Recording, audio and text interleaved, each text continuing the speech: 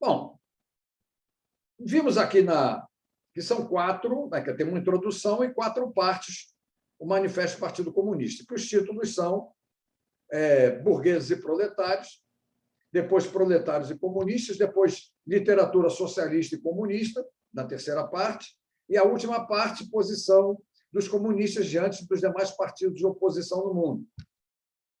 Essa parte, Proletários e Comunistas, ela merece de saída uma explicação em relação ao título. Porque, é claro, se a classe revolucionária, no caso, né, desenvolvida pela burguesia, passa a ser a classe operária e não mais a burguesia foi revolucionária, tornou-se conservadora e agora desenvolveu uma nova classe revolucionária, a pergunta que se faz é isso: por que os proletários, tendo esse papel na história, digamos assim, tendo esse papel revolucionário na história, não seriam eles necessariamente comunistas?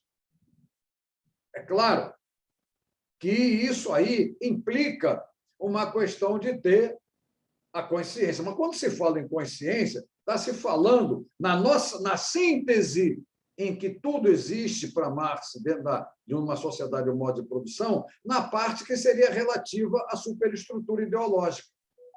Quer dizer, vamos dizer o seguinte, fazer uma comparação assim, meio doida, mas que eu acredito que seja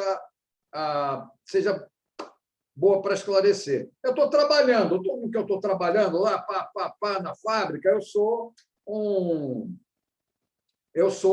digamos assim, dali claramente como sujeito da infraestrutura, como sujeito da produção. Mas eu não estou limitado àquilo ali, eu penso também naquilo, o que aquilo representa para mim, o que é aquilo na sociedade. Enfim, eu tenho uma consciência do que é aquilo, não quero dizer que consciência eu teria. Você até puxa saco de patrão, não importa. Mas você puxa saco de patrão também é um tipo de consciência, também é um tipo de representação ideológica. Mas acontece que eu não falo aquilo, mas eu não trabalho só, pura e simplesmente. Eu sempre represento o que trabalho e tenho uma consciência também da minha vinculação política, né? Dos direitos que eu tenho de acabar do horário de trabalho, ir para casa, se eu trabalhar além da hora, receber hora extra, essas coisas todas me dão uma consciência política, me dão uma consciência também de que eu tenho que aquilo ali também está em síntese com uma esfera política, com a esfera garantida pela violência, que é a esfera das leis. Muito bem. Então, é claro, quando a gente pensa o proletário, a gente tem que pensar o proletário também, não só como um sujeito da produção, mas como um sujeito que dá uma resposta ideológica, vamos dizer assim, que tem uma representação ideológica para a realidade que vive. E tem uma consciência da condição política em que vive naquilo ali, sua vinculação com leis, a sua vinculação, enfim, com aquilo que é garantido pela violência em sociedade. Muito bem. A essa representação ideológica, se nós olharmos de novo a segunda metade da primeira parte do Manifesto do Partido Comunista, vamos ver que ela não é nada de imediato no proletariado. Essa consciência dela se tornar uma classe revolucionária. Não é nada disso. Isso é uma coisa que vai aparecendo na existência dela, no confronto dela com a burguesia, nas relações antagônicas que ela tem com a burguesia, e ali é que vai, e até pelos movimentos que ela luta por melhores condições de vida e tudo, ela vai chegando à conclusão também, essa classe operária, de que ela é um todo, que ela tem, ou melhor, um todo não diria, mas que ela é que ela pode ter uma coletividade, que ela tem, que ela pode agir com uma massa de operários e coisas assim. Então, o que acontece ali? Ela passa a ter uma consciência das suas possibilidades de intervenção política, passa a pensar que não é apenas cada um passa a pensar que não é apenas ele trabalhando ali, mas ele e vários que estão trabalhando, que estão numa mesma situação e que podem agir coletivamente, e vai por aí. Então, o que acontece? Não é imediata a consciência, evidentemente, essa consciência de classe revolucionária. É toda uma coisa que vai aparecendo, que vai desenvolvendo. Quanto a comunistas, Esses já são diferentes. Esses, não, estou falando que são diferentes, porque eles não são, de saída, o próprio Marx não era de saída, operários. Os que tinham os ideais comunistas não eram necessariamente operários. Eram pessoas que pensavam a realidade. Tinham uma teoria antes, ou não, como no caso, Marx e Engels vão construir uma teoria para o ideal comunista, mas, então, não me importa o que cada um tenha pensado de comunismo ou como tenha pensado, mas quando pensou, é um sujeito que está agindo no plano ideológico, está trabalhando no plano ideológico. Então, o que eu estou te falando com isso? Que se proletários são sujeitos da produção, em síntese com as demais estruturas da sociedade, sem dúvida, os comunistas são, na verdade, sujeitos ideológicos. Eles não são sujeitos da produção, são sujeitos ideológicos. Mas, para Marx, se você é comunista, ou lá o que for, o que pensador que for, você também está em síntese com as demais estruturas da sociedade. Você é um sujeito que se define por estar na superestrutura ideológica. Sou comunista, então eu sou alguém que me defino pela minha posição na superestrutura ideológica, mas está em síntese também. Tem que agir em síntese com o restante da sociedade. E como é que você vai agir em síntese? Dependendo do momento da história, você pode agir até em favor da burguesia, porque ela está num momento revolucionário. Isso a gente vai ver lá na parte 4. Mas a tendência é estar sempre com a classe operária, porque ela seria a classe revolucionária que executaria a tarefa histórica de transformar propriedades privadas de meios de produção em propriedades coletivas de meios de produção, extinguir a propriedade privada de meios de produção. Então, o comunista, ele é alguém que pensa na sociedade comunista, mas ele não é um sujeito que está na produção, ele não é um sujeito de classe. E, para ele agir na sociedade, ele tem que agir com os sujeitos de classe, com os sujeitos da produção, que são as classes. Ele tem que se vincular a uma classe. Ele tem que agir em síntese com uma classe e também com a parte política que representa isso tudo, o que está, digamos assim, relacionado a isso tudo. Então, voltando a essa consideração, proletário, sujeito, é classe, tá? É classe. Sujeito da produção, mas está em síntese com as outras estruturas da sociedade. E comunista? Comunista é sujeito ideológico, está em síntese, tem que estar em síntese com as outras estruturas da sociedade também. E, no caso, para Marx, né, ele tem que estar sempre do lado da classe que é revolucionária. Se o momento revolucionário for da burguesia, ele apoia a burguesia. Claro, de olho no desenvolvimento futuro da classe operária, que será, mais tarde, a classe que tomará o papel revolucionário das mãos da burguesia, que terá ficado como classe conservadora.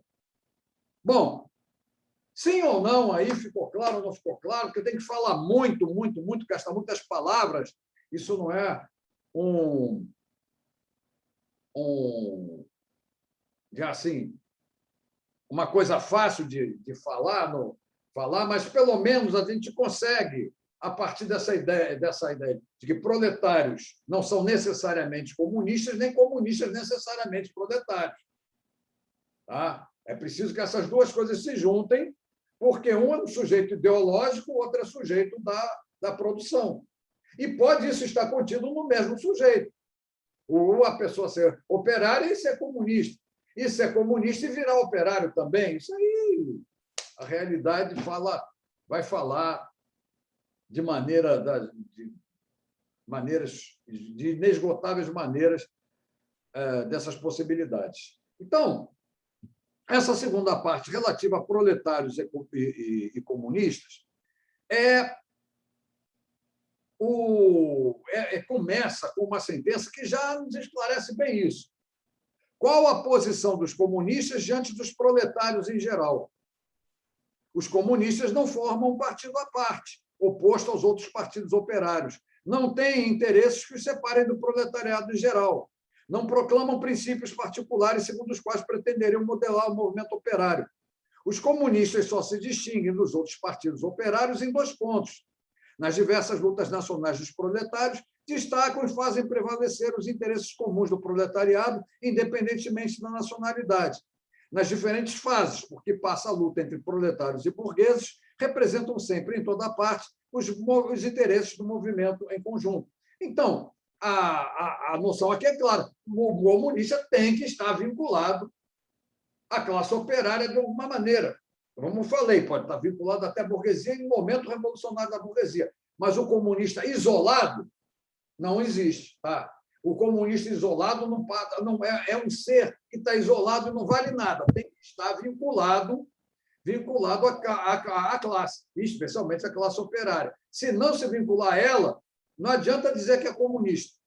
Se vincular exatamente na participação de lutas e assim por diante. Alguma pergunta? Alguém quis fazer uma pergunta e alguém falou uma coisa? Bom. Então, é claro que Marx já está adiantando aqui que não há um único partido operário. Os comunistas eles têm uma posição entre aqueles que querem se vincular à classe operária ou que se vinculam à classe operária, diferente de outros. Isso na parte 4 vai ficar claro. Mas importante para nós é já essa admissão que é completamente impossível, eu diria assim, de que só os comunistas estão pensando em revolução. Tá? Só eles estão pensando em revolução. Os outros podem estar pensando, como social-democratas, em conciliação de classes, como os socialistas pensando em políticas operárias paternalistas e tudo. Os que estão pensando em revolução no classe são, na verdade, os comunistas e também os anarquistas, embora Marx aqui não dê muita bola para eles. Naquele momento, como ele não dava muita bola para o Proudhon, né? Mas depois o anarquismo aqui se desenvolve muito ali no século XIX e vai até dominar a Associação Internacional dos Trabalhadores, que veio a ser fundada em 1864. Bom, então, vamos ver o seguinte. Nessa parte aqui, quando nós olharmos toda a posição que ele fala relativa aos comunistas e ao vínculo com a classe operária, nós vamos ver a preocupação de Marx em que os comunistas eles têm uma posição, sempre uma preocupação com uma posição histórica. Não é tem que ter posição histórica só com vínculo de classe. Tá? Só com o sujeito da história, que tem que ser inevitavelmente sujeito da produção. Então, não abre mão aqui de uma posição histórica para os comunistas. Mas, como são sujeitos ideológicos, o que os comunistas vão fazer? Eles vão, principalmente, atacar a ideologia. Atacar a ideologia que nega a contradição na sociedade. Eles vão atacar, o comunista vai ir nisso. Essa digamos assim, seria de cara o papel, na verdade, do sujeito ideológico da Revolução. Vincula-se à classe operária. Travou aí, gente? Oi? Desculpa, professor, é que tinha travado, eu estava achando que era a minha internet. O que acontece? O comunista ele age no sentido, sempre tem que agir no sentido da história, mas como assim? Fazendo ali, para liberar a história, ele tem que negar a negação da contradição. Porque a superestrutura ideológica, numa sociedade de classes, ela não mostra a contradição. Ela fala da contradição como se fosse uma relação coerente e não contraditória. Por isso, então, o papel do comunista é o de negar ideologia, de negar a representação não contraditória da contradição, ou negar a contradição falsa da contradição. Tem alguém aí com o microfone aberto? Oi.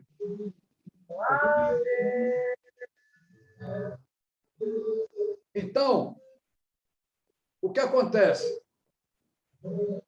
A segunda parte aqui, nós vamos ver o tempo inteiro é uma discussão de caráter ideológico. Só que tem um problema, que não ocorreu a Marx na ocasião, ocorreria depois, principalmente depois do 18 Brumário, de coisas que ele desenvolve ali no 18 Brumário, que ele não estava discutindo contra valores essencialmente burgueses. Ele estava agindo, na verdade, digamos assim, contra restos feudais que eram utilizados pela burguesia como representação ideológica. Porque uma coisa é clara, não está aqui no manifesto, no manifesto Marx não chegou a se dar conta desse fenômeno que ele logo adiante vai descobrir. E vai falar dele no 18 Brumário, logo no primeiro capítulo, logo de cara, que quando os homens produzem uma nova realidade, eles não sabem ainda como representar aquela realidade, porque aquela realidade não se desenvolveu.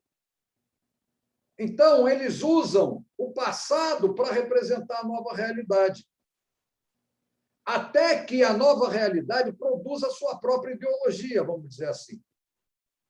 Ou seja, a burguesia faz uma revolução, ela muda a superestrutura ela muda a infraestrutura, muda a superestrutura jurídico-política e superestrutura ideológica, mas ainda está por desenvolver esses elementos. Então, na superestrutura ideológica dela, ela vai desenvolver ainda a ideologia burguesa propriamente dita. Só que, de saída, ela não tem a ideologia burguesa propriamente dita. Ela ainda está, ela vê os comunistas aparecerem e querem opor aos comunistas uma representação ideológica dela, burguesia, só que a burguesia ainda não tem. Então, eles vão usar os restos feudais católicos como arma ideológica no combate ao comunismo. Não sei se está claro isso que eu estou falando, não é uma coisa fácil. Não é uma coisa fácil. É que a burguesia, vou dizer para vocês, naquele tempo, a burguesia, embora já tivesse produzido algumas ideias, ainda não adotava amplamente essas ideias da economia política que hoje a gente vê adotarem aí. Economia de mercado, toda essa mentirada que tem hoje em dia, vocês não veem por aí? Economia de mercado, privatização, esses papos todos. Todo esse papo de economia de mercado, liberalismo, não sei o quê, isso tudo é coisa que já tinha aparecido, mas não era ainda, digamos assim, tomado pela burguesia como a sua maneira de representar a realidade, a sua maneira de discutir contra a comunista.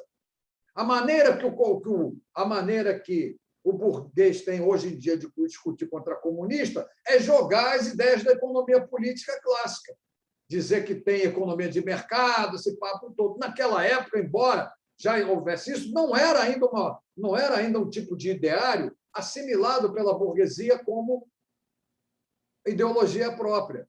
Então, o que ela faz? Para se opor ao comunismo, que é a briga ideológica, ela usa restos feudais católicos, defendendo família.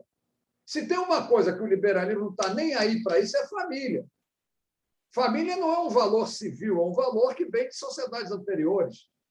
É um resto de sociedades anteriores, essa coisa de pai, de família, principalmente de religiões. Quando você tem instituições políticas civis laicas, né? Aí você não tem obrigação de família, você não tem casamento indissolúvel, você não tem nada disso. Não tem crime de adultério, não tem nada disso. Mas quando você está... Mas quando você ainda mantém isso, que é um resto da sociedade anterior que vem para que foi tomado naquela ocasião ali para combater os comunistas. E o Marx, então, refutou, né? Marx e Engels, né, na verdade, refutaram exatamente, digamos assim, os argumentos católicos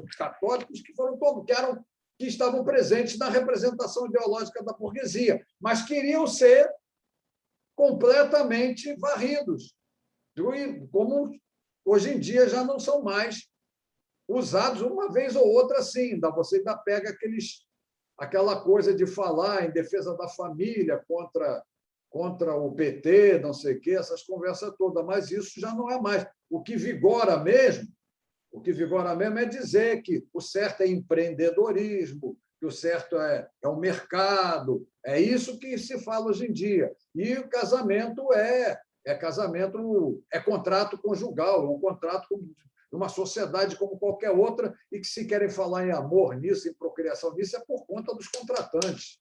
O contrato em si não implica nada disso, o que é diferente da existência dessa conjunção, vamos dizer assim, do matrimônio religioso. Né? Então, vamos ver só um pedaço aqui, porque são muitas. O que Marx está refutando são acusações que, em geral, eram feitas pelos católicos contra comunistas. E aí ele está refutando essas coisas. Por exemplo, um trecho em que ele diz assim: a abolição da família, até os mais radicais ficam indignados diante desse desígnio infame dos comunistas. Aí ele pergunta: sobre que fundamento repousa a família atual, a família burguesa? No capital, no ganho individual. A família, na sua plenitude, só existe para a burguesia, mas encontra seu complemento na supressão forçada da família para o proletário e na prostituição pública. A família burguesa desvanece-se naturalmente com o desvanecer de seu complemento, e uma e outra desaparecerão com o desaparecimento do capital. Acusai-nos de querer abolir a exploração das crianças por seus próprios pais, confessamos esse crime. E vai por aí. Aí diz assim: toda a burguesia grita em coro: vós, comunistas, quereis introduzir a comunidade das mulheres. Para o burguês, sua mulher nada mais é do que um instrumento de produção. Ouvindo dizer que os instrumentos de produção serão explorados em comum, conclui naturalmente que haverá comunidade de mulheres. Não imagina que se trata precisamente de arrancar a mulher de seu papel atual de simples instrumento de produção. Nada mais grotesco, aliás, que a virtuosa indignação que a nossos burgueses inspira a pretensa comunidade oficial das mulheres que adotariam os comunistas. Os comunistas não precisam introduzir a comunidade das mulheres. Esta quase sempre existiu.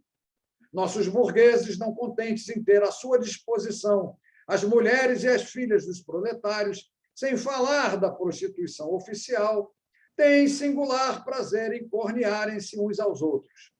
O casamento burguês é, na realidade, a comunidade das mulheres casadas. No máximo, poderiam acusar os comunistas de quererem substituir uma comunidade de mulheres hipócrita e dissimulada por outra que seria franca e oficial. De resto, é evidente que, com a abolição das relações de produção atuais, a comunidade das mulheres que deriva dessas relações, isto é, a prostituição oficial e não oficial, desaparecerá. Então, vocês vejam que há aqui um discurso sobre questões que são questões morais. Questões morais. O que tipifica exatamente o caráter, né, o papel dos comunistas, né, o papel dos comunistas, que é a da negação ideológica, da disputa ideológica, para, digamos, revelar, deixar claro para o sujeito da história, que no caso seria a classe operária, que não há outro caminho, senão o de superar a contradição de classe, superar a luta de classe. E esse caminho seria por meio da extinção da propriedade privada de meios de produção, progressivamente até chegar à propriedade coletiva de meios de produção. Então, essa é uma discussão ideológica. Eu citei esses pedaços aqui como representativos dessa discussão ideológica, porque é o papel dos comunistas, no caso, esse especialmente, mas, é claro, o papel na história mesmo, cabe aos proletários. A eles é que cabe esse papel mais chegando para eles aquela situação incorrigível, que é o do impasse causado pela luta de classes, que faz com que o papel, no fundo, seja o de extinguir a luta de classes, por meio, já repito para vocês, da transformação da propriedade privada de meios de produção em propriedade coletiva de meios de produção. Bom, aqui ainda, nessa segunda parte, tem uma coisa rara no pensamento de Marx, muito rara, e que ele acaba deixando para trás mesmo, que seria, digamos assim, uma sugestão de medidas iniciais caso acontecesse uma revolução. Caso acontecesse uma revolução, seria 10 medidas iniciais que eu vou ler para vocês já, para terem uma ideia do que isso significa. Isso foi abandonado. Isso foi abandonado. Porque a questão para Marx, como materialista que era, e que materialismo que é, sobretudo, materialismo de oposição ao idealismo, ou seja, que não pode fazer concessão nenhuma ao idealismo, a nada que se despregue da realidade material, é importante isso. Marx não tinha como dizer, como devia ser uma sociedade comunista. Então, essas primeiras 10 sugestões seriam coisas possíveis no caso de uma revolução, que uma revolução acontecesse. Acontece uma revolução, essas coisas são possíveis, podem ser feitas. Mas isso não significava absolutamente dizer como devia ser uma sociedade comunista, como é que ela vai se organizar, como é que ela vai distribuir seus direitos, e o direito de cada um ao produto do trabalho, ou como é que cada um tem a sua participação dentro de uma comunidade, nada disso. Isso só depois de extinguir a propriedade privada dos meios de produção é que apresentaria uma realidade para os homens agirem em relações necessárias com ela e, então, construir uma sociedade comunista. Então, essas medidas, elas são expropriação da propriedade latifundiária e emprego da renda da terra em proveito do Estado. É uma coisa estranha, porque essa questão renda da terra, ela nem é pensada mais hoje em dia. Ela é uma questão pensada em tempos que o capitalismo estava começando e que a economia política começou também, que considerava a necessidade do abastecimento das cidades por parte do campo. E, então, havia uma série de relações com os proprietários rurais que iam do arrendamento, em geral eram relações de arrendamento, que também implicava o uso de terras que não eram homogêneas em termos de fertilidade. Então, por isso mesmo, havia a ideia de que algumas terras produziam, digamos assim, alguns excedentes a mais dentro delas com os quais se pagava o próprio proprietário. Mas isso não é uma questão que se veja hoje em dia, não. É que eu saiba. Não me parece questão dos dias de hoje. Expropriação da propriedade latifundiária, isso é tranquilo. Um grande proprietário territorial de terras vai perder as suas propriedades, seriam elas confiscadas. Isso é um fim de propriedade privada de meios de produção. A questão de emprego da renda da terra em proveito do Estado, isso aí já é uma questão, eu digo, defasada, é a questão lá do tempo da economia política, já não é uma questão que teria nenhuma atualidade hoje. Segundo, imposto fortemente progressivo. Terceiro, abolição do direito de herança. Quarto, confiscação da propriedade de todos os emigrados e sediciosos. O que é?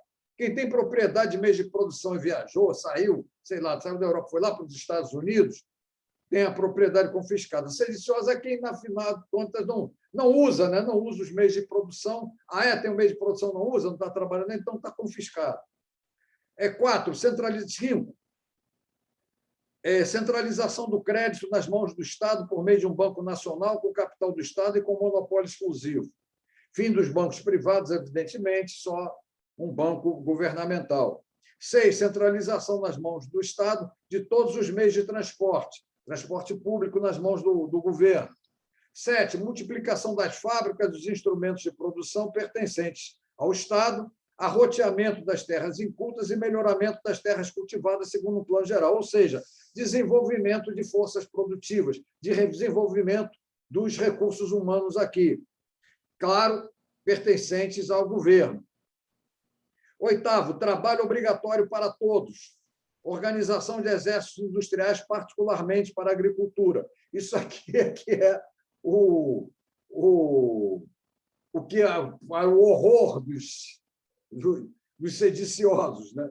Trabalho obrigatório para todo mundo. Nono, combinação do trabalho agrícola e industrial, medidas tendentes a fazer desaparecer gradualmente a distinção entre a cidade e o campo. Havia a ideia de que, claro, o campo tinha uma supremacia sobre a cidade em termos de produtividade, em termos de eficiência, que no Marx não diz aqui, mas em termos de realização monetária da produção, né? Então, aqui há uma proposta de acabar com essa diferença de efetividade, digamos, para resultados monetários dessa produção. Também é uma coisa que não é nem mais pensada nisso. E décimo, educação pública e gratuita de todas as crianças, abolição do trabalho das crianças nas fábricas, tal como é praticado hoje, combinação da educação com a produção material, etc. Então, vincular, fazer uma educação polivalente, vinculando essa educação à produção e a série de coisas,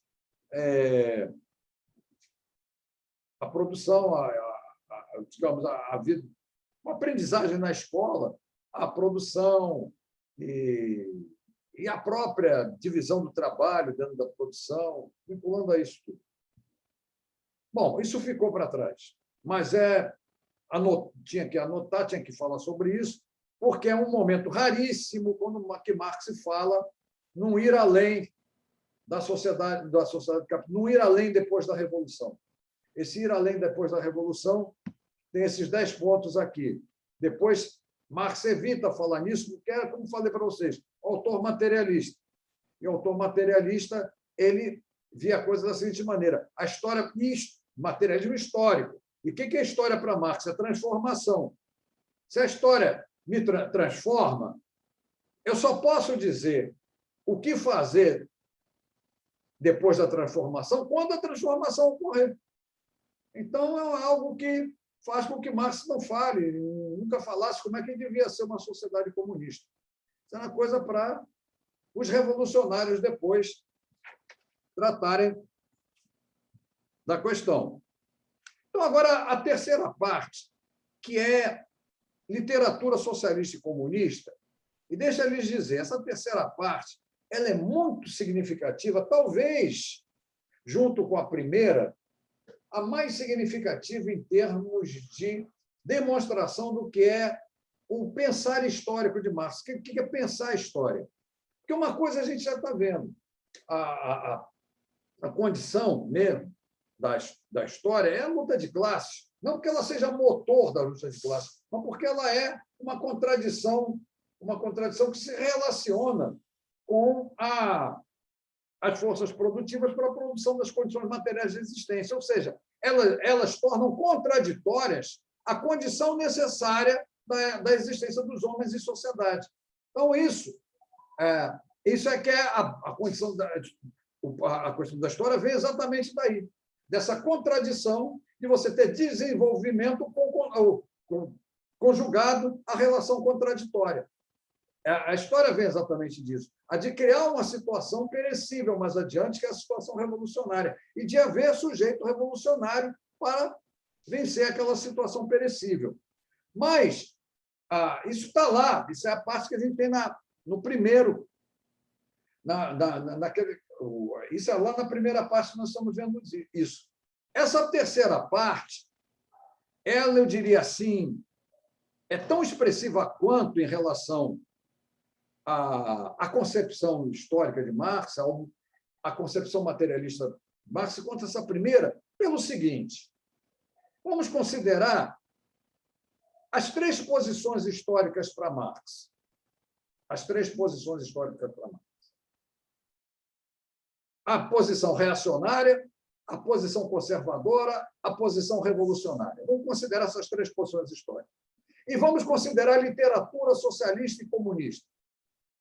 mesmo que não fosse socialista e comunista. Literatura. Literatura é elemento ou objeto de que estrutura? Acho que vocês não têm dúvida. Literatura é objeto de superestrutura ideológica. Ideológico. Tá? Mas, como qualquer coisa para Marx, está vinculado à ordem política, à estrutura jurídico-política e também à estrutura produtiva, a base ou infraestrutura da sociedade. Mas ela é elemento de superestrutura ideológica. Então, o que acontece? Marx vai vincular essas diversas literaturas aqui, literatura socialista e comunista, a posições de sujeitos históricos. Tá? Nota bem, ele vai vincular isso a posições de sujeitos históricos. Ele, em outras palavras, está ligando isso aqui, vai ligar isso aqui à infraestrutura. Vai botar isso aqui numa síntese com a infraestrutura. Ou seja, toda literatura estará em síntese com a infraestrutura da sociedade. E, dependendo da literatura e dependendo de como for essa síntese, cada literatura estará vinculada a uma dessas posições históricas. A literatura pode ser reacionária, pode ser conservadora ou revolucionária. Mas, espera aí, revolucionária, quando eu olho aqui, Marx não está botando literatura socialista revolucionária. A comunista mas é a dele. Mas, quando eu vejo a divisão dessa terceira parte, eu vejo que está dividido em socialismo reacionário, em socialismo conservador e socialismo utópico. Não está relacionado a socialismo revolucionário, até porque, para Marx, socialismo não seria revolucionário. Depois é que vai virar uma coisa pensada como revolucionária, quando Engels vai ceder ao uso da palavra socialismo como eufemismo de comunismo.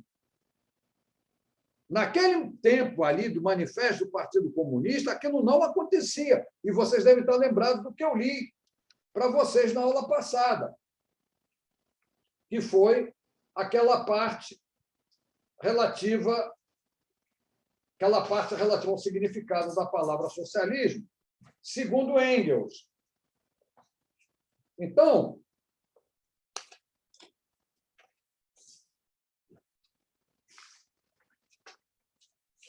relendo aqui.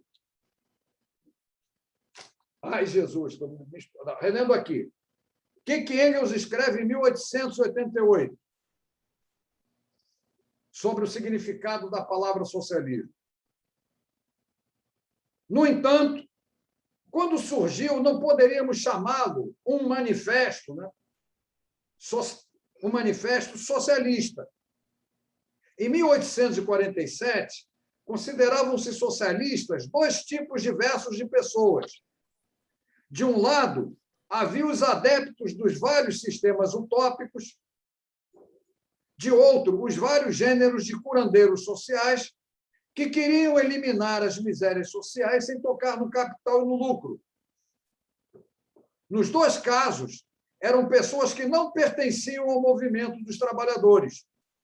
Em contrapartida, o setor da classe trabalhadora que exigia uma transformação radical da sociedade denominava-se, então, comunista. Em 1847, o socialismo significava um movimento burguês e o comunismo um movimento da classe trabalhadora. Nós vamos ver que o socialismo que eles apresentam aqui no manifesto não será só o socialismo burguês ou conservador. Tem também o socialismo reacionário, do qual a gente vai falar, e o socialismo utópico, que é desses aqui que ele chama os adeptos dos vários sistemas utópicos, que usavam a palavra socialismo. Então, desde já, não podemos considerar que aqui no Manifesto do Partido Comunista exista a palavra socialismo ou socialista com um significado revolucionário. Não há. Tá? Não há. É sempre uma posição de caráter burguês ou utópica, no que Engels falou aqui, mas também reacionária, de volta ao passado. Então, retomando isso, se é literatura socialista, é elemento ou objeto de superestrutura ideológica. E se é elemento de superestrutura ideológica, isso está em si, tem que estar para Marx, como qualquer coisa para Marx, tem que estar em síntese ali, senão não tem nem valor como algo ideológico, tá? Como algo ideológico. Isso é deixar bem claro. Não tem valor ideológico algo que não tenha vinculação com sujeito, né, com elemento de infraestrutura. Vamos supor uma coisa qualquer, uma regra de um esporte. Um esporte como natação, um esporte, sei lá, um esporte olímpico qualquer, daqueles que vem lá da Grécia, arremesso de dardo, arremesso de... Qual o significado ideológico? A vitória pode ter significado ideológico para um país, para um governo e tudo, mas o esporte em si, que tem aquelas regras, aquela coisa toda, arremesso de peso, de abacate, o que isso tem do ponto de vista ideológico? Entende o que eu estou falando? Isso é a criação dos homens. Criação lá, a corrida 100 metros rasos, 100 metros com barreiras, 110 metros com barreiras. Isso tudo, isso não tem significado ideológico.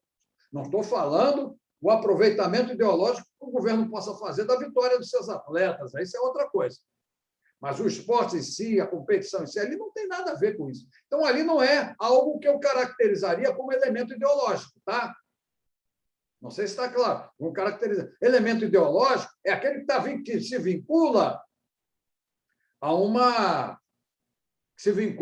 à infraestrutura, se vincula a um sujeito da produção, ou a sujeitos passados da produção, como no caso reacionário, presentes ali no caso conservador, como é o socialismo burguês, ou utópico, que nós vamos ver por que razão Marx vai dar o nome de utópicos.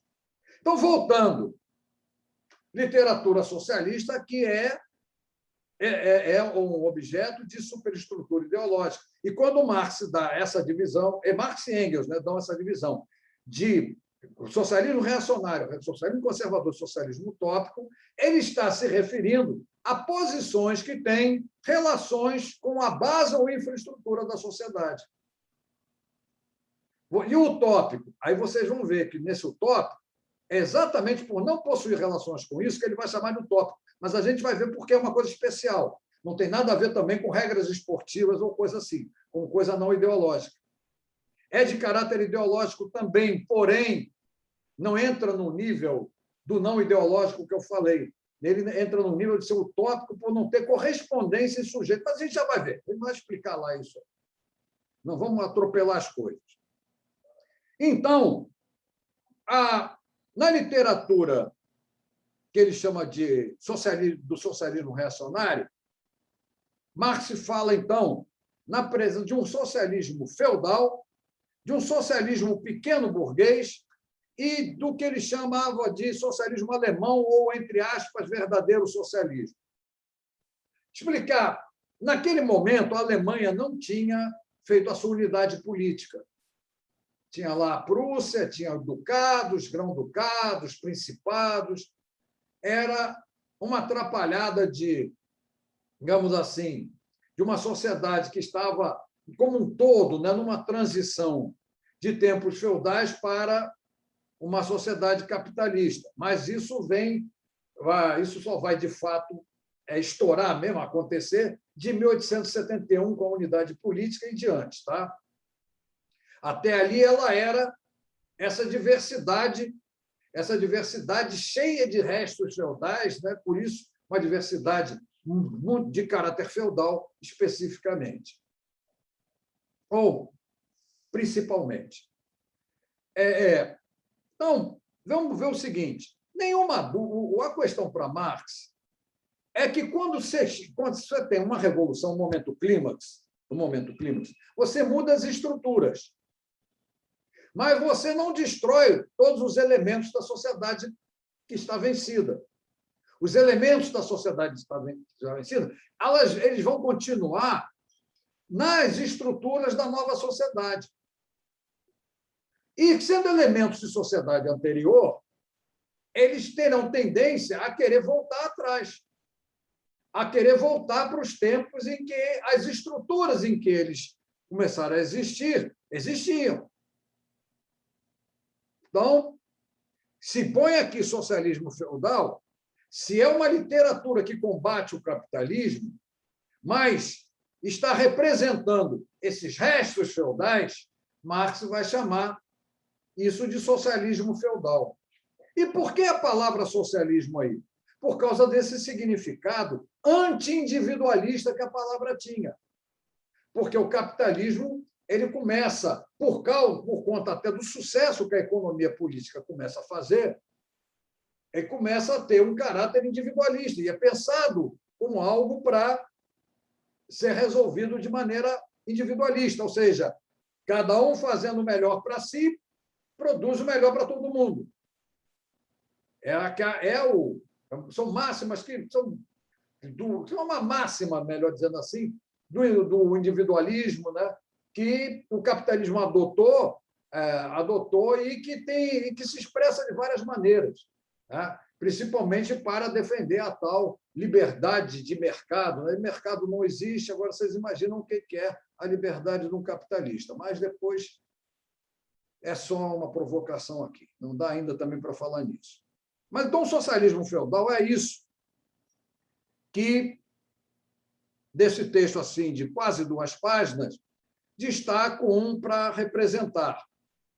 Aliás, ocultam tão pouco o caráter reacionário da sua crítica. Por que crítica? Porque o capitalismo é individualista, então o socialismo seria uma coisa que pensaria no todo. Tá? O caráter reacionário de sua crítica, que sua principal queixa contra a burguesia consiste justamente em dizer que esta assegura sobre o seu regime o desenvolvimento de uma classe que fará ir pelos ares toda a antiga ordem social. O que reprovam a burguesia é mais o ter produzido um proletariado revolucionário que o haver criado um proletariado em geral. É como se esse socialismo feudal seria uma coisa do tipo assim: quando eu tenho um proletariado o proletariado que ainda não está desenvolvido, que não atua politicamente, não tem força política, e muito menos se anuncia como classe revolucionária, está tudo bem. Mas depois, usando as palavras, vamos usar as palavras desses reacionários, depois que o proletariado se assanhou politicamente, está assanhado politicamente e já não gosta. Entende? Essa coisa. A gente vê que isso no Brasil aparecer de várias maneiras. Né? De várias maneiras. Há uma reação muito forte contra o Getúlio, vem muito em cima disso, porque o Getúlio ele começa a dar cidadania para os trabalhadores, né? A coisa que os trabalhadores não tinham garantias sociais, não tinham nada, não tinham direitos de cidadão. Começa a ter direitos de cidadão, começa a participar, se organizar, sindicatos, aí pronto. O jeito é voltar a 1930, né? Voltar a antes de 1930, quando não tinha direito nenhum e que ficava todo mundo aí jogado pelos cantos, no máximo conseguindo as coisas na base da malandragem, mas não, digamos assim, estariam participando politicamente do jeito que participam organizados, ou que começaram a participar organizados depois dos tempos getulistas. Né? Uma comparação que estou fazendo para vocês refletirem depois. Seja como for, o socialismo reacionário está claro para nós, feudal seria um socialismo reacionário, um socialismo de combate ao capitalismo, mas combate ao capitalismo é aquilo que o capitalismo trouxe, né? Entre outras coisas, o desenvolvimento da classe operária e a participação política da classe operária. Então, é reacionário que quer voltar atrás, quer voltar no passado. O nome feudal já está indicando isso aqui. O segundo pode ser um enigma, né? O socialismo pequeno burguês. Para Marx, esse pequeno burguês é um elemento de transição entre a sociedade feudal e a sociedade capitalista. É um elemento que, para Marx, vai desaparecer na história. Não desapareceu, né? Vamos ser bem claros, não desapareceu na história. Eu até vou ler um trecho aqui, vocês vão conferir isso. Mas, para Marx, eram elementos que por um pequeno empreendimento burguês que eles tinham, eles eram sempre dominados pela grande indústria, não podiam competir com a grande indústria e acabavam sucumbindo. Então, teria aparecido um socialismo pequeno burguês, e esse socialismo pequeno burguês seria um socialismo que combateria esse desenvolvimento da grande indústria, esse desenvolvimento do capitalismo como um todo, e reacionário, porque contra esse desenvolvimento capitalista e com tendência a querer voltar para aquele momento de transição, para o momento dos pequenos negócios, e não para o momento dos grandes negócios, das grandes indústrias. Ele diz aqui que os pequenos burgueses e os pequenos camponeses da Idade Média foram os precursores da burguesia moderna. Nos países onde o comércio e a indústria são poucos desenvolvidos, essa classe continua a vegetar ao lado da burguesia em ascensão. Depois que a burguesia vai ascendendo, a pequena burguesia vai sendo tragada pela grande burguesia. Então, eles são reacionários, eles se colocam contra a burguesia, porque para Marx tem uma coisa: quem é o revolucionário ali é a burguesia, não é a pequena burguesia.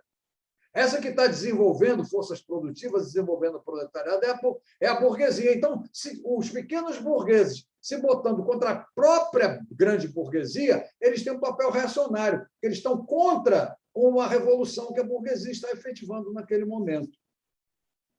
Muito bem. E daí, ele diz, fração complementar da sociedade burguesa, ela se reconstitui incessantemente, mas os indivíduos que a compõem se veem constantemente precipitados no proletariado. E aí ele vai falando uma série de coisas da posição dessa pequena burguesia, falando até, né, dessa possibilidade, dessa coisa de criar, desenvolver e sucumbir, mas fala que tem alguma coisa a tirar desse socialismo reacionário pequeno burguês em relação ao que eles falam da burguesia. Realmente, eles têm alguma clareza quanto ao papel histórico da burguesia, só que se colocam contra esse papel. E como se colocam contra esse papel histórico da burguesia, que é um papel, para Marx, necessário à burguesia, ou ela não seria burguesia, é um papel que a burguesia tem que cumprir, ela está condenada historicamente a cumprir esse papel, e a pequena burguesia, se colocando contra esse papel da burguesia, assume uma posição reacionária. Bom, então esse pequeno burguês aí, vejam vocês, para Marx um elemento de transição e que se opõe ao desenvolvimento que a própria burguesia trouxe para o capitalismo, porque ele vai ser esmagado por esse desenvolvimento, tenderá mesmo a desaparecer e a se proletarizar. O socialismo alemão, o verdadeiro socialismo, é, na verdade, uma Alemanha fragmentada, como eu falei, politicamente, e que não conseguia, para Marx, produzir sequer, digamos assim, um pensamento, né, com um significado ideológico próprio, né? Então, por isso, adotava ideias francesas para uma Alemanha sem nenhuma correspondência com a Alemanha, que vivia naquela fragmentação política que foi acabar quando houve a unidade dela, a unidade alemã em 1871. Então, o que acontece? Tem várias coisas que falam aqui, mas eu tenho que deixar com vocês a leitura, senão nós não vamos conseguir terminar isso hoje.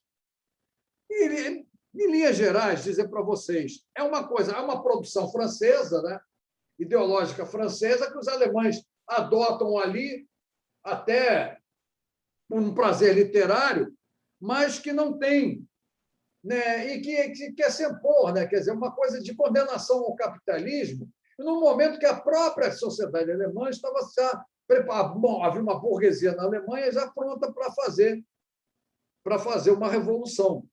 Então, ela adota essa literatura francesa, diz Marx assim: nas condições alemãs, a literatura francesa perdeu toda a significação prática imediata e tomou um caráter puramente literário. É dizer, uma posição. Apropriaram-se delas, dessas ideias francesas, como se assimilam uma língua estrangeira pela tradução. E assim vai. Desse modo, emascularam completamente a literatura socialista e comunista francesa, ou seja, tiraram a literatura francesa do contexto em que ela fazia sentido, né, da literatura socialista francesa, do contexto em que ela fazia sentido, para o contexto alemão, em que ela não faz sentido nenhum, e, pelo contrário, ela lá na França fazia sentido no combate à burguesia, mas aqui na Alemanha faz sentido, que a burguesia está fazendo a revolução dela lá, já está em plena revolução dela lá. Mas aqui na Alemanha a burguesia ainda está por fazer sua revolução. Então, assume um caráter reacionário pela posição antiburguesa e, digamos,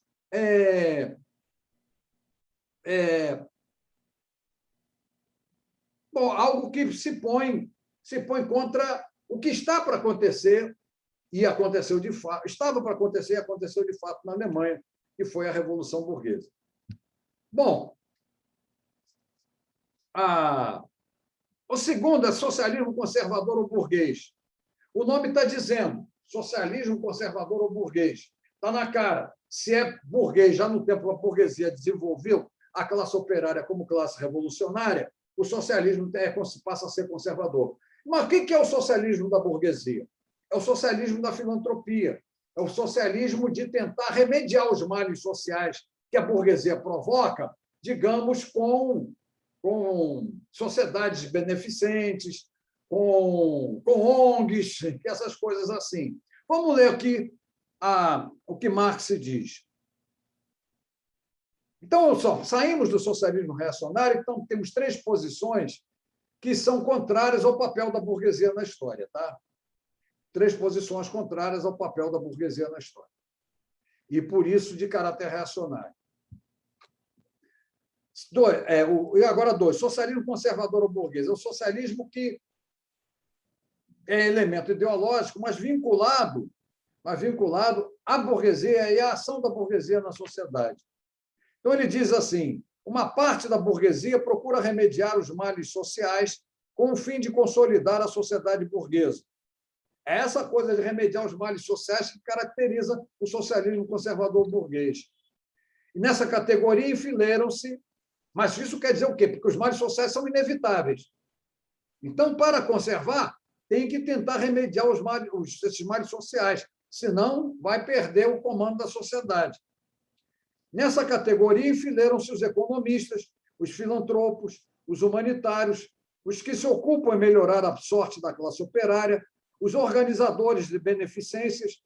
Aí é que sai uma coisa que é uma maluca, mas eu vou comentar sobre os protetores dos animais. O que os protetores dos animais têm a ver com isso?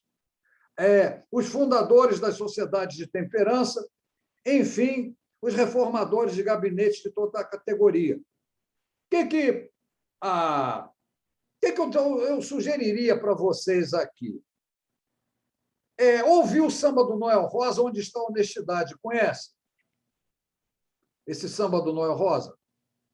É o tipo da crítica ao socialismo burguês.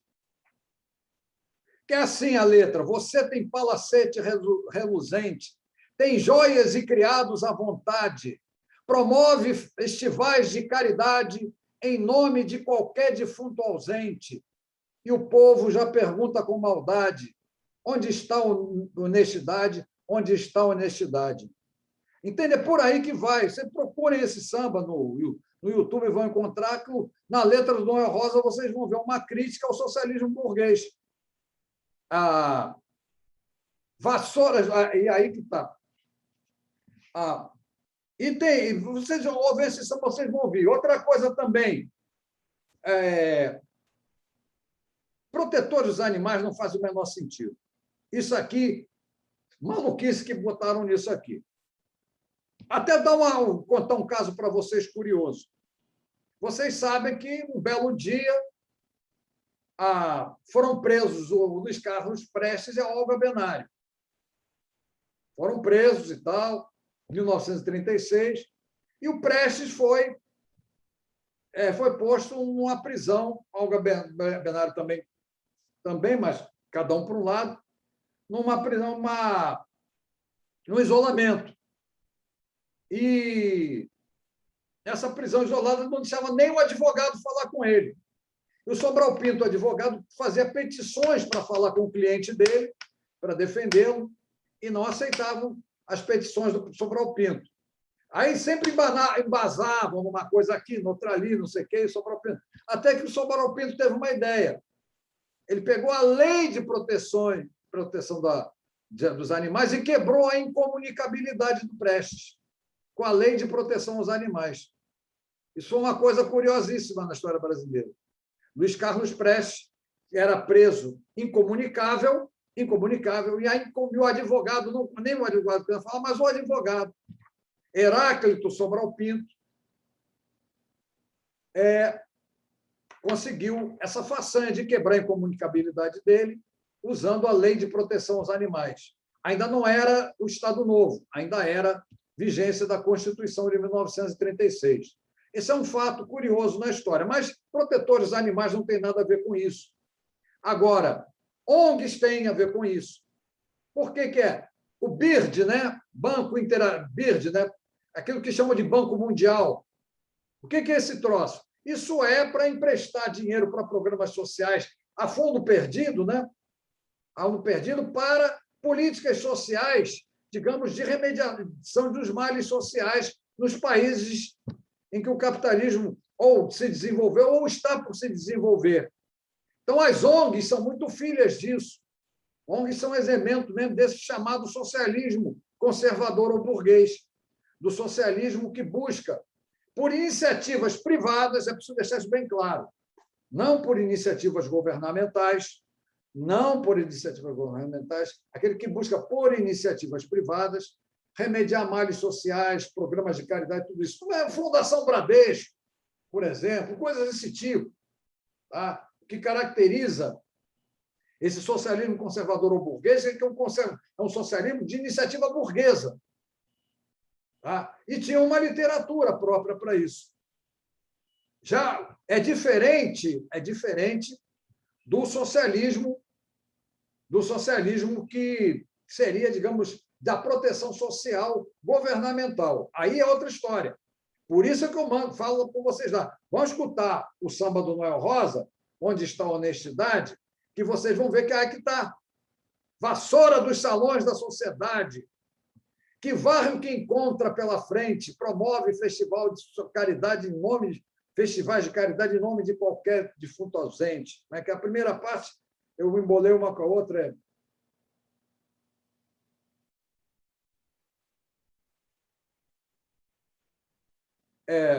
Então, aí vai essa coisa nesse samba, vocês vão ouvir, e outras coisas vocês podem encontrar também, mas, em geral, é isso, né? Essas sociedades beneficentes por iniciativa privada que caracterizam o que chama socialismo conservador, e esse banco internacional, esse Banco Mundial, que é o fomentador, que dá dinheiro para essas ONGs. Essas ONGs são coisas de iniciativa privada. Por isso o nome organização não governamental. Tá? Organização não governamental. São elas que caracterizam o socialismo conservador ou burguês, que é o socialismo que reconhece que a ação burguesa no mundo é devastadora, cria um monte de males sociais, mas vem, então, com iniciativas privadas para remediar esses males sociais. E agora, o terceiro, que é o socialismo, o comunismo crítico utópicos. Uma atenção especial para isso. Eu digo uma atenção especial porque, em primeiro lugar, não é um socialismo revolucionário. Tá? Não é um socialismo revolucionário. E por que Marx, apesar de tudo, concede, não diz que é reacionário, nem diz que é conservador? Por que ele bota como utópico? Porque, para Marx, esse socialismo ele procura se vincular à classe operária. Mas procura se vincular à classe operária sem reconhecer na classe operária iniciativa política, ou seja, sem reconhecer na classe operária o sujeito político que ela pode ser. Mas Marx se perdoa. Mas por que Marx se perdoa? Porque eles têm uma política paternalista com a classe operária, no momento em que a classe operária não era suficientemente desenvolvida para se ter nelas, para se ter na classe operária, ou com a classe operária, expectativa de ação política. Ainda era pouco desenvolvida para ser um sujeito, era sujeito da produção, mas era potencialmente sujeito político, mas ainda não era em ação sujeito político. Não tinha ainda condições de ter iniciativa política. Então, para aqueles que elaboraram uma literatura de defesa da classe operária, Marx, no momento em que a classe operária não tinha ainda iniciativa política, Marx concedeu esse adjetivo de utópico. Mas por que utópico? Porque não tem lugar na história. Como a classe operária não tinha lugar na história, não teria lugar na história enquanto não se desenvolvesse como classe revolucionária, como se desenvolvesse como sujeito político dentro da sociedade, como sujeito que pode dispor de violência em seu próprio favor para transformar a sociedade. Então, o utópico aqui é um elogio. É um elogio. Bom, não vai resolver nada com essa ciência social. Não vai resolver nada com essa ciência social. Mas, pelo menos, estão reconhecendo que existe o antagonismo de classe, que a classe operária é sofredora, que a classe operária, e pretende para ela uma coisa não por iniciativa privada, mas por meio governamentais e até por meio de ciência social, né, de cientistas sociais, uma proteção para ela dentro da sociedade capitalista. A questão para Marx pega, no entanto, no seguinte, que esses homens, aqueles chamam de socialistas utópicos, que foram o Robert Owen, que viveu de 1771 a 1855, o Saint-Simon, que viveu de 1760 a 1825, e o Charles Fourier, que viveu de 1772 a 1836, eles tiveram seguidores. Ou seja, o Saint-Simon, socialista utópico, o Robert Owen, socialista utópico, o Charles Fourier, socialista utópico, todos eles elaboraram seus sistemas em tempos de classe operária ainda não desenvolvida para ser pensada como sujeito político, menos ainda como classe revolucionária. Mas eles tiveram seguidores que foram os saint-simonistas, os owenistas e os fourieristas. Os seguidores dos utópicos, no entanto, com as ideias dos utópicos, mantiveram essas ideias em tempos que a classe operária já estava desenvolvida. Notem bem, as mesmas ideias que antes foram utópicas, mantidas pelos seguidores dos socialistas utópicos em tempos em que a classe operária já é reconhecida como sujeito político, já tem iniciativa política e pode ser uma classe potencialmente revolucionária.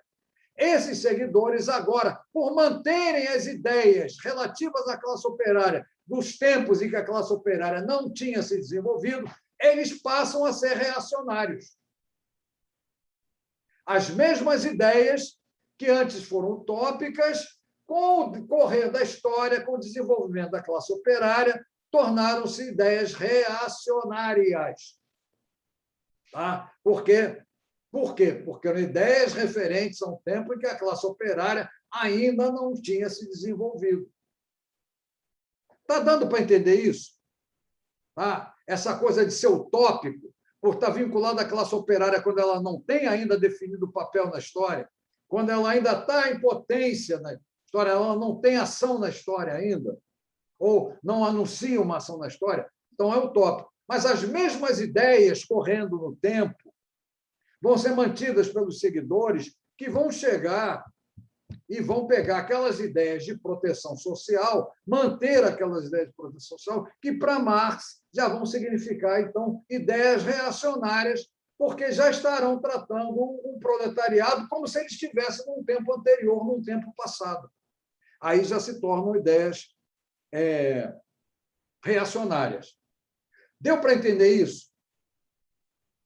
toda essa caracterização das três posições, das três vinculações do socialismo com a história, da literatura socialista com a história. A primeira, do socialismo reacionário, a segunda, do socialismo conservador, e a terceira, do socialismo utópico, que é referente à classe operária, mas em tempo não desenvolvido, mas mantidas essas ideias, com seguidores que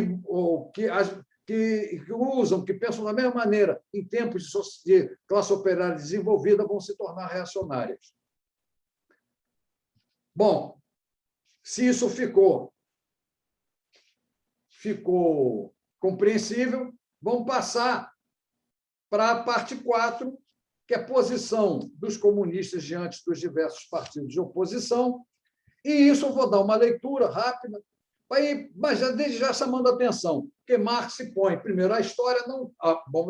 a Europa toda, naquele tempo, não estava, digamos assim, não estava no mesmo momento histórico. Vamos dizer, os países europeus estavam em diferentes momentos históricos.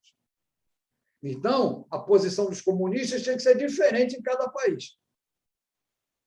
Diferente em cada país. Vamos ver isso, porque o comunista vai acompanhar a história. Ele é sujeito ideológico. Ele não é sujeito da produção. Então, vamos lá. O que já dissemos no capítulo 2 basta para determinar a posição dos comunistas diante dos partidos operários já constituídos e, por conseguinte, sua posição diante dos cartistas na Inglaterra e dos reformadores agrários na América do Norte. Cartistas é a coisa, operários que têm, num primeiro momento de luta, uma carta do trabalho, uma carta de proteção do trabalho, coisa de 1838. É uma espécie de primeira... Tinham organizações anteriores, mas a primeira grande manifestação, talvez operária, em busca de seus direitos, tá? De direitos de trabalhadores, essa que está ali no movimento cartista, por causa de uma carta feita em favor desses direitos. Os comunistas combatem pelos interesses e objetivos imediatos da classe operária, mas, ao mesmo tempo, defendem e representam, no movimento atual, o futuro do movimento. Aliam-se na França ao Partido Democrata Socialista contra a burguesia conservadora e radical, reservando-se o direito de criticar as frases e as ilusões legadas pela tradição revolucionária. Na Suíça, apoiam os radicais, sem esquecer que esse partido se compõe de elementos contraditórios, metade democratas socialistas, na acepção francesa da palavra, metade burgueses radicais.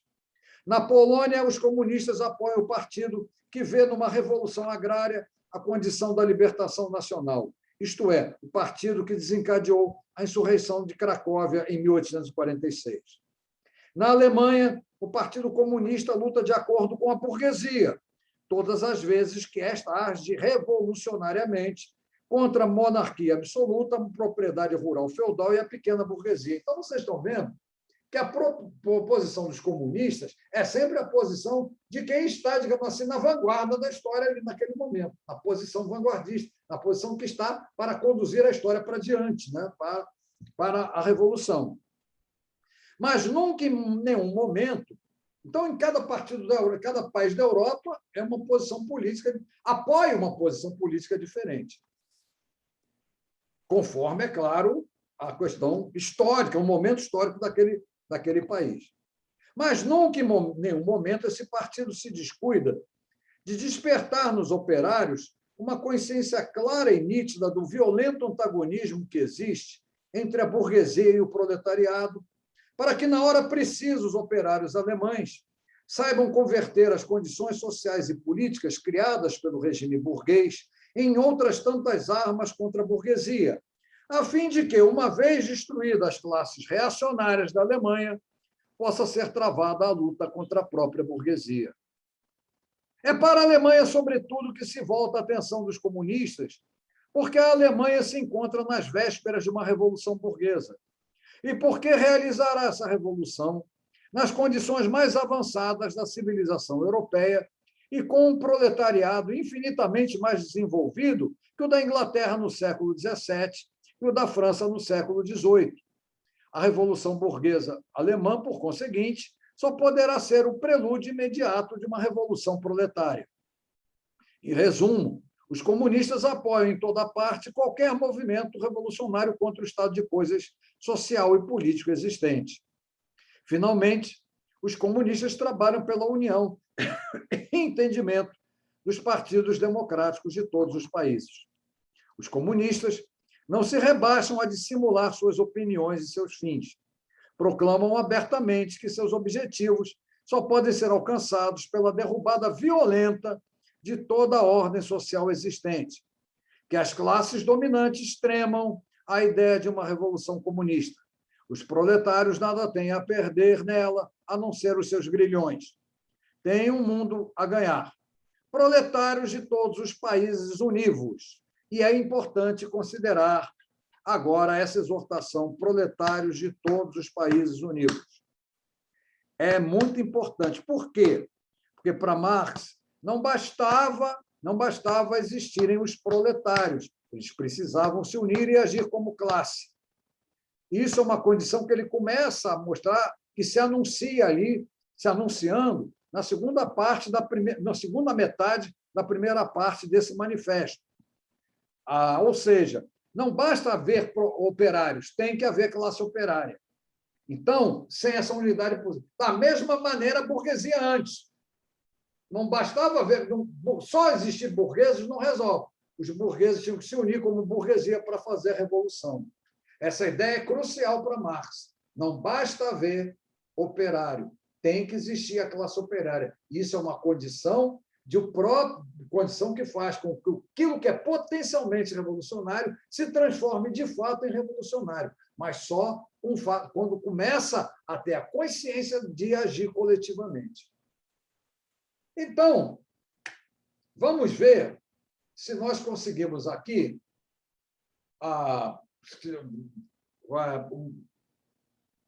dar por encerrada essa apresentação somente em 2 aulas de um texto que cabe discussão no qual cabe discussão sobre muitos e muitos pontos, e, uma vez considerado satisfatório isso, né, partir para a próxima parte, que é o 18 Brumário, que eu vou trazer uma cronologia, vou pedir a Cecília depois para espalhar essa cronologia dos acontecimentos, e com o 18 Brumário nós vamos ver também um trabalho que é o mais difícil. Eu considero, de Marx, os trabalhos mais difíceis são um que foi chamado erradamente, não foi esse título, não foi Marx que pôs esse título, Método da Economia Política, o texto mais difícil dele. E depois é o 18 Brumário. O 18 Brumário é um texto muito difícil e que eu vou tentar dar aqui as pistas para nós chegarmos a ele. São muitas as dificuldades do texto. Agora, é a mais gostosa análise política que eu conheço. Não conheço análise política mais saborosa do que essa. É saborosa, saborosa. Eu adoro. E eu acho que já mandei para vocês o texto que escrevi sobre o 18 Brumário. Já escrevi um texto, acho que já passei para vocês. É só lembrar, é um texto, a história como farsa, segundo Marx, né? Marx é a história como farsa. Então, acho que já mandei isso para vocês, acho que vocês têm. Se não tiverem, me comuniquem aí, eu mando de novo. Mas o que é que nós vamos fazer? Nós vamos pegar uma cronologia dos acontecimentos. Não estou ouvindo.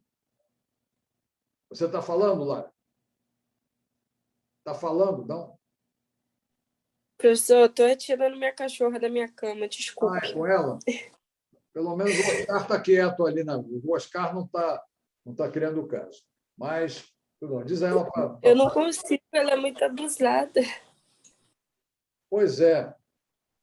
Mas não vou chamar você de socialista burguesa por causa disso, não.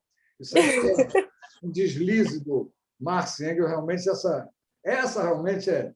Vai ver que tinha muita... Às vezes cruzavam com um monte de madames lá em Paris, né? O cachorrinho, aquela coisa toda, e pronto. E associou o protetor dos animais a burguês. Aí a socialismo burguês. Não tem nada a ver. uma coisa com a outra. Mas, enfim. Professor, olha isso. Ó, não é mentira minha, olha isso. Deixa eu mudar aqui a câmera para vocês verem. Gente, não dá, não tem condição. Mas Ela isso só fica assim. é quando o cachorro confia. O Oscar também faz isso. Isso é confiante, o cachorro está confiante no ambiente, confiante no dono. Por isso que ele faz isso.